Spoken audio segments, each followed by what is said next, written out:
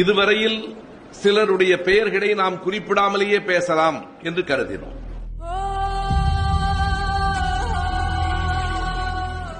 அந்த காலம் கடந்து விட்டது என்று கருதுகிறேன். இந்த தேர்தலை அவர்கள் கருத்தில் கொள்ளவில்லை.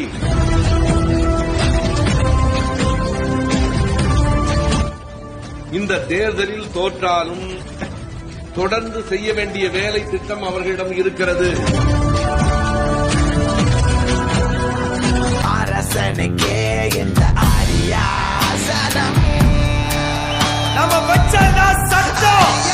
அன்பு உறவுகளுக்கு வணக்கம்.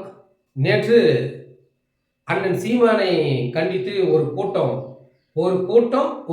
நடத்துச்சு. அந்த கூட்டத்துல கால் வைக்க கூட இடம் இல்லாம அங்க தொண்டர்கள் அவ்வளவு சிரமப்பட்டாங்க.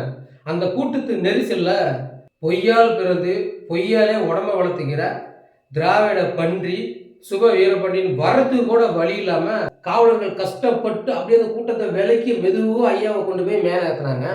பயங்கரமான கூட்டம், கண்ணு கெட்டின தூரம் மிகப்பெரிய கூட்டம். அந்த கூட்டத்தை பார்த்துட்டு நான் மிரண்டுட்டேன். ஐயோ, அண்ணன் சீமானை எதிர்க்கிறதுக்கு இவ்வளோ கூட்டம் வந்திருக்குது, நாம் எப்படி சமாளிக்க போறோன்னு நான்லாம் பயந்துட்டேன். நேற்றுலேருந்து நான் வீட்டை விட்டு வெளியிலேயே வரல. ஏன்னா இவ்வளோ பெரிய பிரம்மாண்ட கூட்டத்தை நான் பார்த்ததே இல்லைங்க. அவ்வளோ பெரிய கூட்டம்.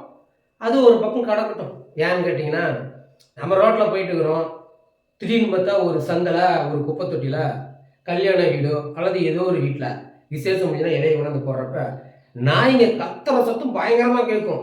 இருக்கிற கொஞ்சம் எனக்கு தான் அப்படி கடிச்சிக்கும். அதை பார்த்துட்டு நம்ம ஓரமாக போயிருந்தா நம்மளுக்கு நல்லது.